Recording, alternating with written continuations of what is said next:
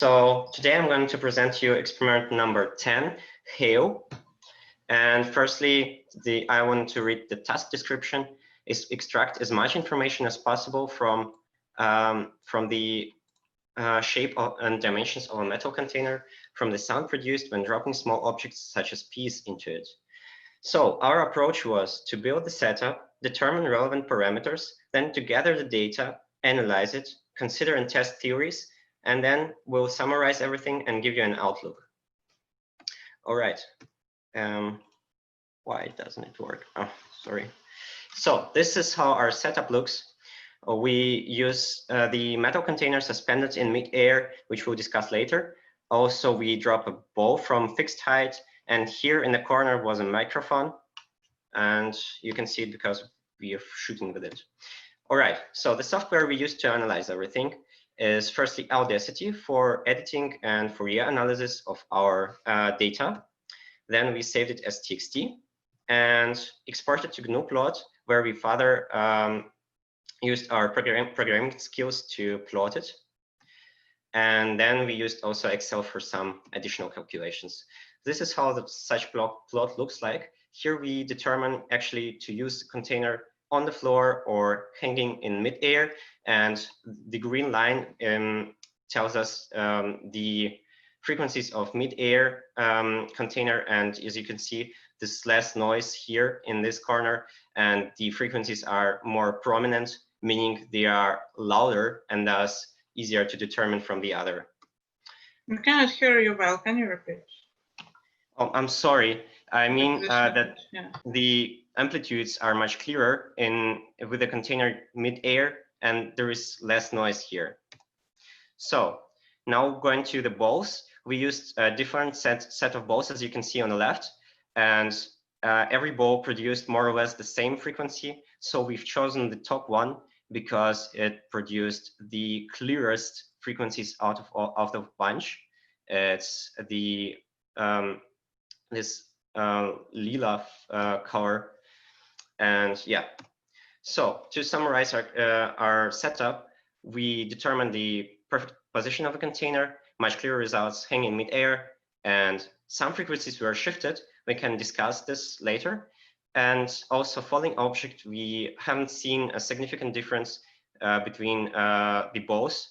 And we had a problem with one ball, grease cloth, which was made out of piece of bread because it's often broke on impact.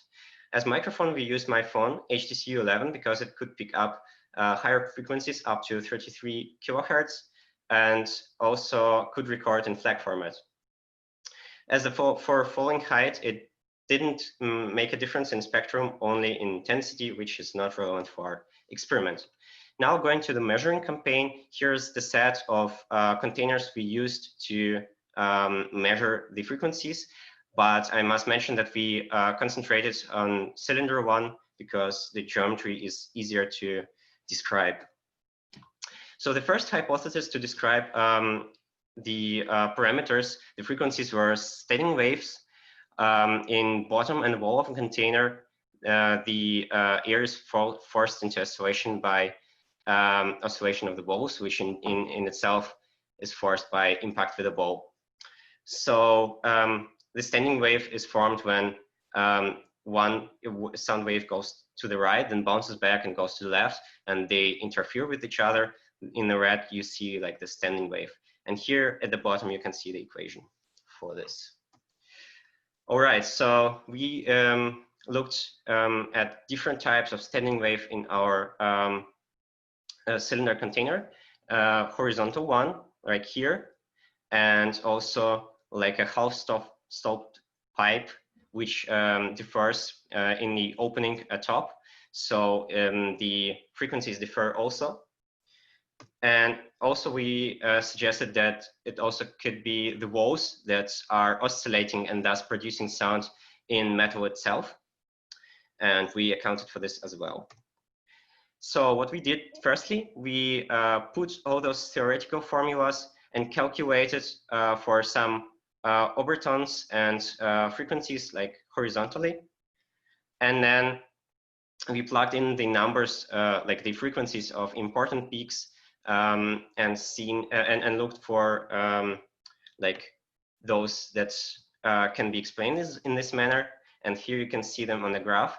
As you might suggest, there is not enough explanation in this theory. So then we thought, all right, maybe it's only a not significant factor that we can determine by plugging in all the 6 cylinder container or all the 5, I'm sorry, cylinder containers like this. And this represents the significant frequencies. And then we passed the lines through them, the lines being the frequencies depending on height and then on radius on the next slide. And this way we could also determine another set of frequencies. But this still wasn't enough. So we considered another theory named Chladni figures. So the Chladni figures, they form in the bottom circular plate, as you can see on the picture here, down at the bottom. And they were experimentally discovered by Chladni and can be described using this formula, K being an empirical constant and M's and N's being the model modes of the plate. And for a special case of circular plate, as you can approximate cylinder to being just a plate, you can see that the formula looks like that. And at this point, you can see that this T is tensile radial force and mu is mass per unit area, and K is model constant, which is also experimentally determined. And at this point, you can already suggest that it's really difficult, if not impossible, to describe something using an arbitrary container, of which we don't know tensile radial force and other things. And so we tested it. The idea was to just shook the container using our frequency generator and to look for the Chladni frequencies, to see which we used. We poured sugar inside, and indeed one frequency was seen in this, or in this way. You can see this kind of circle. It's pretty weak and pretty difficult to see, but still there. The other frequencies were more difficult to be seen. And I think that it's not so much a problem of the theory, furthermore than of our generator, which could not supply enough power. And also we noted some differences, like qualitative differences between containers. For example, for a conical container, you get a lot of prominent peaks in until like 9,000 hertz. And for a cubical container, you get something like a lot of frequencies, almost like in Gauss curve, like here's more, here's less on the size, from 4,000 to 13,000. And you've already seen the spectrum for the cylinder container. So they are all really, really different. And maybe based upon this, you could determine which geometry the container has. All right. So to summarize everything, we determined relevant parameters, namely like the which frequencies, which geometry of container is important. We came up with a reproducible setup, as we have seen the same result over and over again upon our experimenting. Certain frequencies are within the frame of the staging wave theory. So we, as far as we understand it, it's more like the simplified way to describe everything, but it is not enough to describe like every single thing, sadly. And other correlations have been spotted between frequency and geometry, as you've seen in the previous 2 slides. Other than that, there are qualitative differences between cylinder and conical and cubical containers observed. And we also did some preliminary tests of new theoretical idea being Chladni figures. As an outlook, I wanted to say that we wanted to improve the experimental setup to test Chladni figure theory more, just take more powerful generator. Also, we could use one container with different parameters. I mean, we can take a metal can and just slice it up to get the same constants and different results to further study the effect. and further research and frequency shift and modulation of container vibrations and comparison with data if we do this with COMSOL or something like this. And finally, generalization to the orbitary container. So that was it. Here are the sources, and thank you very much for your attention.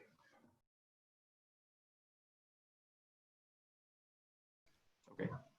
All right. So my first comment is that as this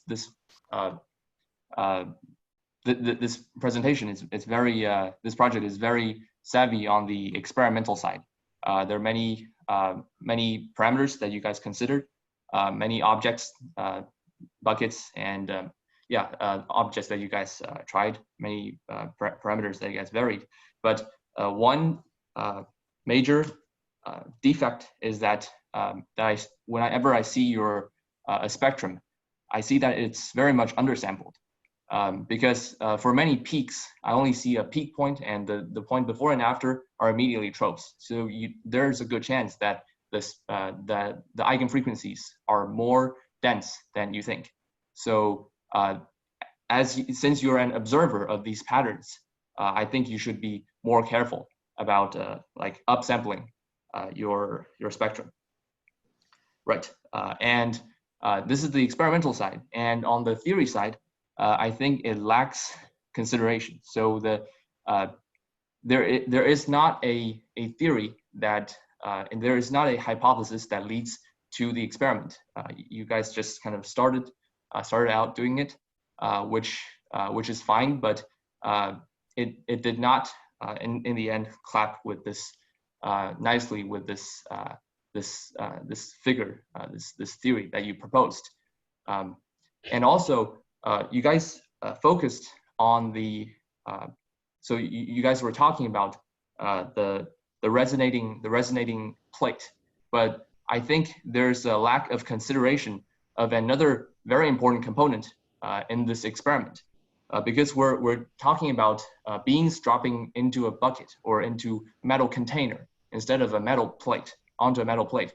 There's a huge component, which is the cavity, which and you talked about that before, the standing wave. This cavity is going to play a big effect. In fact, it's there should be a the energy transfers immediately from the plate to the cavity the moment the small object hits, and there's this fluid structure coupling. I don't think there is even a consideration of that. And yeah, in fact, the cavity effect, I think personally, should be the major effect here, because if you just think about for example, a simple harmonic oscillator. So basically, we're talking about one mode of this cavity here. A simple harmonic oscillator is driven by a delta pulse.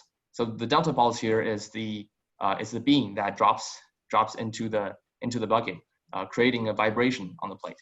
So that delta pulse is like that onto, it's not exactly delta, but when the vibration of plate happens, the plate quickly, shortly drives the cavity before losing its energy. But the cavity, because due to its eigenfrequencies, it can preserve the energy for a much longer time. And this is not considered because you guys only plotted the spectrum, but if you only plotted a spectrogram, you would have seen the long tails in time, and that's also not considered. So there's as an experimental project, it has good control of parameters. However, I must say that there is a lack of theory, and also the analysis to each experiment. The spectrum is different for cubical and for cylindrical. How are they different? Is there there's a linear step in one? What does the other one look like? And how might the relationship be? I think you guys might need to inversely think about this problem and eventually the goal is to get to probe out the dimension and the shape of the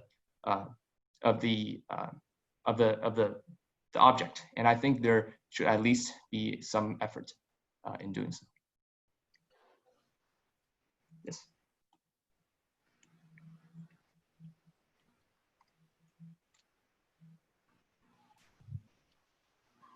So thank you. Now you can move to the discussion between two of you. All right.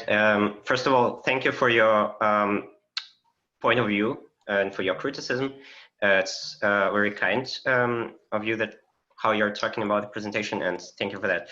So first of all, I wanted to point out that yes, we consider that the cylinder is not a plate on which the ball is just dropped, for sure, right?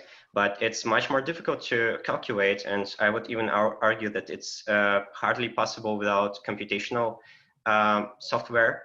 So what we kind of did, we wanted to see, all right, if it goes with just a plate, then this should be more than good enough. Also, as you see, as you've said, that the cavity plays the main role. We also looked about it in the following way. We dropped a P on the wall of container, because then the eigenfrequencies of the wall of container would oscillate more than these of the bottom, and then we looked at the difference. I think it's somewhere here. Should be at least.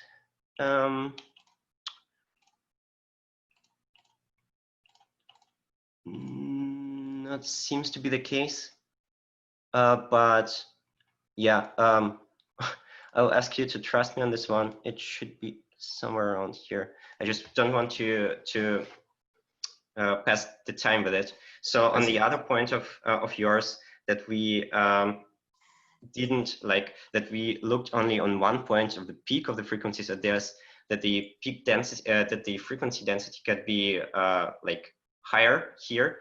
I would not suspect this to be the case.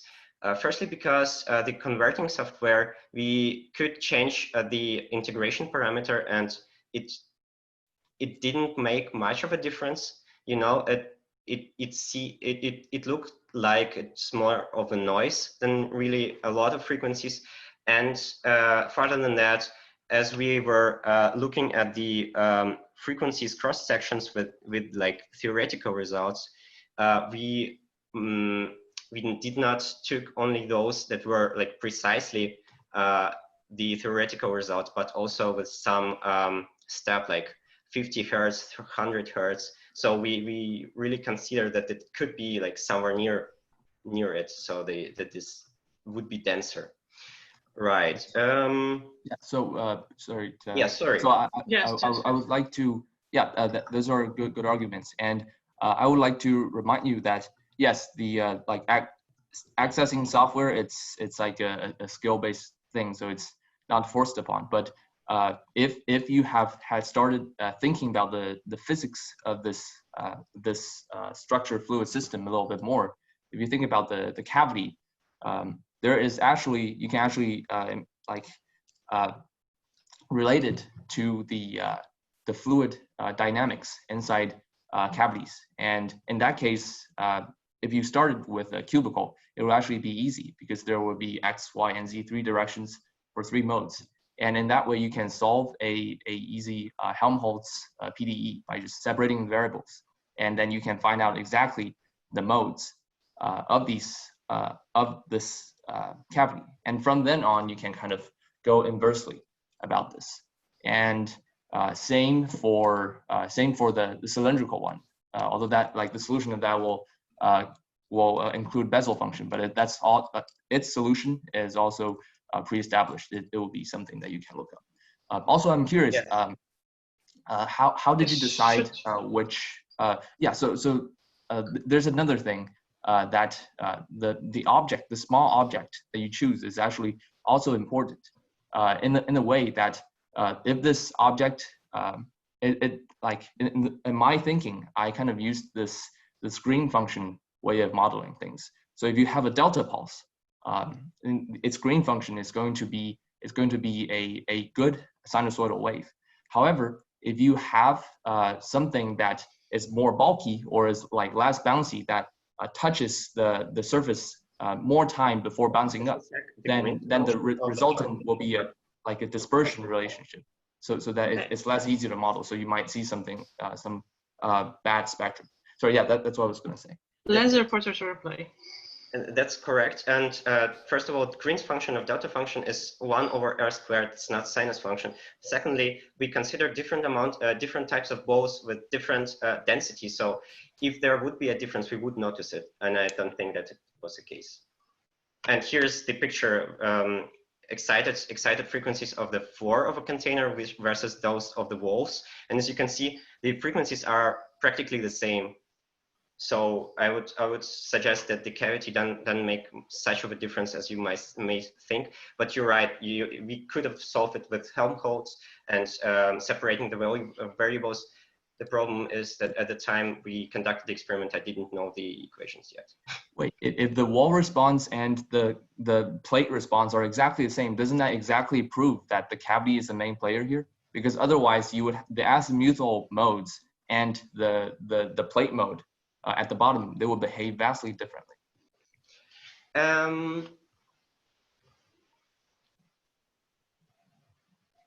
Actually, at that moment, we can invite team members to the stage.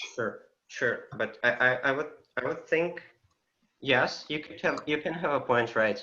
But yes. It actually could be the case. I agree, but much more what strikes me more is that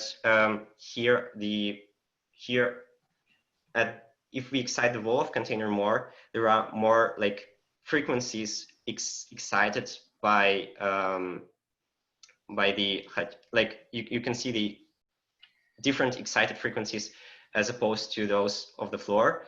And the thing is, I'm no doubt, I agree, it does make a difference that because the wall is like constraining the vibrations of the disk, but I would argue that this is a good enough approximation for like more quick measurements to go more like quantitative, like more measurements as opposed to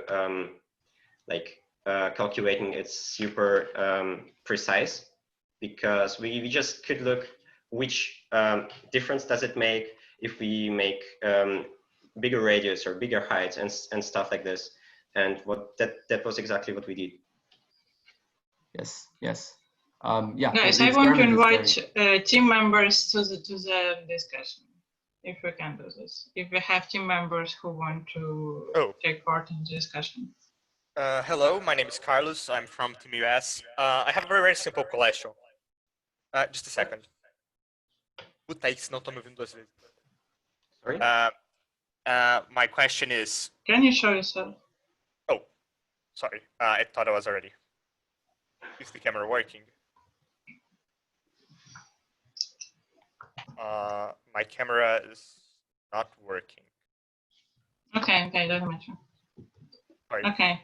The problem statement, it asks you to extract as much information as possible about the shape and dimensions of a metal container from the sound produced when dropping a small object. Mm-hmm. My question is, if I gave you a graph of the waveform, of an arbitrary waveform, could you look at that graph and tell me what's the shape and dimensions of that container? Mm-hmm. That's a really good question. Thank you for that. The answer is no. The only thing I could give you is probably the quantitative result. Like if it was like something like this, I would say, okay, that's probably cubical. If it's like this, I would say it's probably conical. But this is exactly the thing that we were trying to prove here, because you have so much constants and you don't know anything about the container prior to extracting the frequencies, because frequencies is the only thing that you can use. I would say no, there is no way that you can do this. And it's not because we did it bad, because it's more likely because it's just too much constants that we don't know, you know? I disagree, because there are things such as difference in time between you dropping the P or any other small object and it actually hitting, you receiving the sound, as well as the different shapes may have the same frequency depending on the dimensions.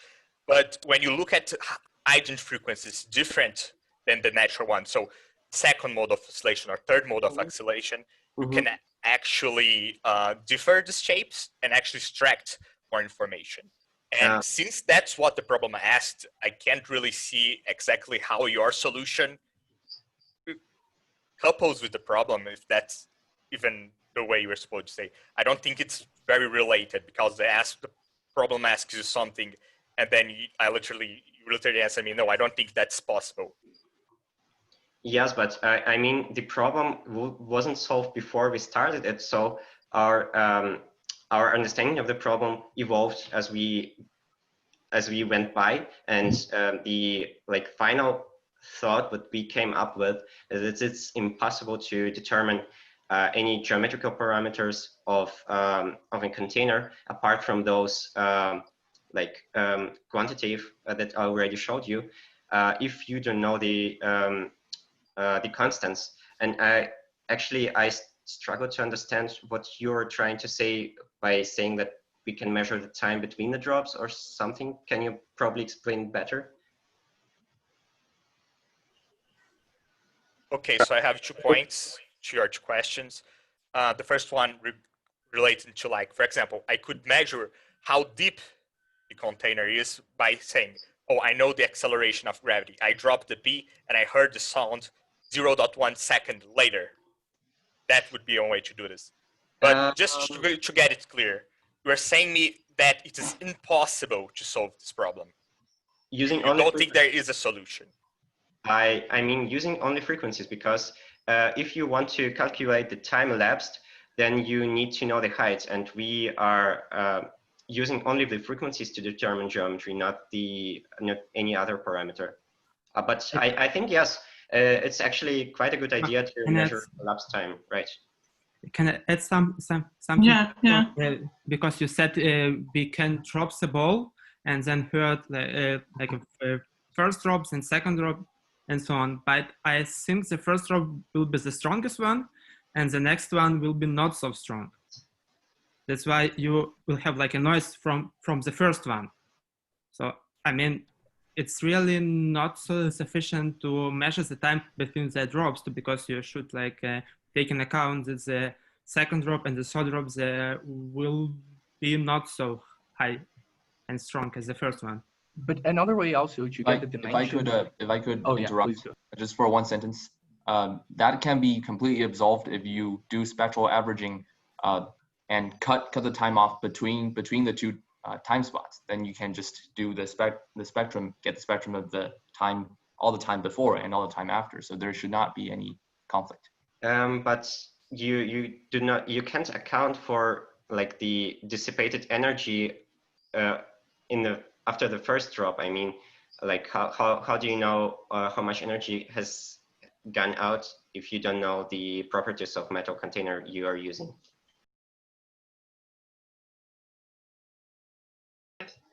I had a short question, and you say it's impossible to access the shape and design, but you didn't really explain how you try to do it, and I wanted to have some that you elaborate a bit on why you say it's impossible. Sure. Yes. So this new theory we considered, the Chladni figures. The thing is that for the special case of circular plate, you have 2 constants that cannot be determined just using if you just drop the P inside of a container, you don't know anything about the metal which it is made out of. Neither you know the tensile radial force of these specific materials. So the frequencies are mostly material specific, and supposed to use these, then you could make some saying about its radius, for example. So yeah, then suppose you know more, you can tell even more out of this, but not at the point that you just use the frequencies. You know, we've tried to do this, like with these graphs. We just took the frequencies and then we plugged them in here and tried to, like for example here we took no, not here, I'm sorry. For example, here we took cylinders with a similar height but different radii, or no, I'm sorry, once again, with similar radii but different height, and we tried to say, all right, then probably there is some waves propagating in cylinder, and if we change the height, then these frequencies should change as well. So we tried to like make some lines through this. Professor, I'm sorry. All right. and to determine the slope or the constant that is like in charge of why the frequencies are changing, and we did the same for the radius. But the thing we've noted is that this really only a small correlation for like for a small amount of frequency. Okay. Yes, thank you. Can you make it shorter? Yeah. Yeah. There are several members. I think opponent also had a remark. If you want to hear it, Roman. Do you want to remark from? Yeah. Okay. Yes. From opponent. Yeah. Sorry. That was a bad time to interrupt you, Dimitro. Apologize for that. So yeah, okay. What I want to say is that it is possible to do that, and I did exactly what you said. It's not possible. And the reason I was suggesting you to look the other way to the cavity side is that when we look at cavity, we only care about the air pressure. It's the pressure wave dynamics. Mm-hmm. So we don't care about what material this is made of. So from the eigenfrequency of the cavity, not the plate or the walls, the cavity, we can actually get a very accurate distribution of eigenmodes. Using which we can reconstruct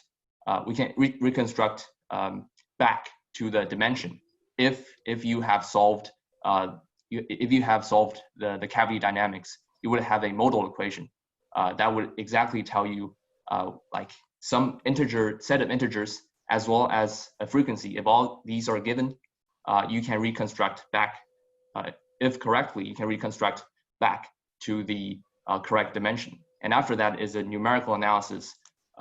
You can do a numerical analysis of like different combinations of these integer mode numbers. So like looking at the cavity side, there is definitely a possibility. Okay, thank you. Yes. Yes, guys. I encourage you to be very concise and short. It's jury questions. It's not a continuation of your discussion and speeches. Pierre-Louis, please go ahead with your question. Thank you. Actually, I have one question for each. For the reporter, I wanted to know, I mean, did you consider experimental uncertainties in your determination of the frequencies? Because I didn't see that. Of course, yes. The frequencies are, we've done like 20, 10, 20, 30 drops, and then we took the middle thing, you know. I guess I have a slide for this also somewhere in here. No, it's different microphones. It's height, not that either. I'm sorry. Okay, no, I'm satisfied with your answer. Here it's actually, you can see this. Okay. Yeah, I mean, okay. You can see it's like 20 drops against only one drop, and then analysis of the frequency, and you see it's just much more noise here. Okay, thank you. And for the opponent team, you're very focused on the cavity, and I understand that. But what do you think will be the role of the cavity, considering that the source of the sound is, should be the vibrating metal of the container? And what's the interplay between the frequencies of the vibrating surfaces and the eigenfrequencies of the cavity? So, well, yes. So that is a very interesting question, because you're exactly asking what is the basically the coupling strength, or how the coupling between the structure and the fluid happens. I actually can share this small graph, if that's okay. I don't like this plan. Okay, if that's not okay. If it's not necessarily, no. Okay, so yeah, so this dynamics, it's harder to answer than the question of either a cavity or the metal. But if I have been too harsh, I guess, on the direction that Dmytro has not been focusing on. But also, if we focus on just the metal, I would say that there is still a way to find out, make some assumption about the Young's modulus and find out at least the bottom dimension of the object, which I'm sure that's possible. Yeah. So first of all, there is a short technical question to Dmytro. So to get this spectrum, you integrated over some period of time. What was this period of time? I guess it's listed somewhere here. Just a sec. Or it would be better if I start the presentation. Here, you can see this at the bottom. This was 2084 points, and the time. Yeah, all right. I can't say the time, but you can see it here. And it was all right. Here you can even see the time. It's like 30. Okay. So my question is, how would it affect noise if you would choose a shorter period of time to integrate? I suggest. Yeah. So the thing is, it wasn't always like this as you see on the left, because it's just not processed yet. Please short answer. We have no time. Like, will increase? I'm sorry. I would suggest that it will not affect less noise. Okay. And question to opponents. So I think you believe that it's possible to get some properties of our cavity and cup. So what are going to be limitations? What physical phenomena, whatever, going to limit our ability to define properties? Yes, if my answer to that question, first of all, we have to establish a theoretical model, and the one that I could think of as the most natural is a clamped plate because of the bottom geometry. Secondly, I think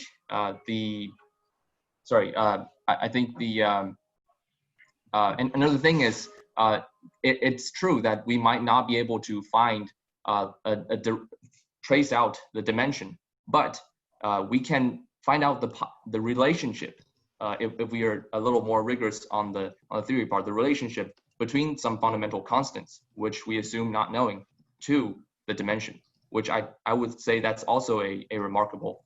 So what's going to be more important, kind of degeneracies or noise?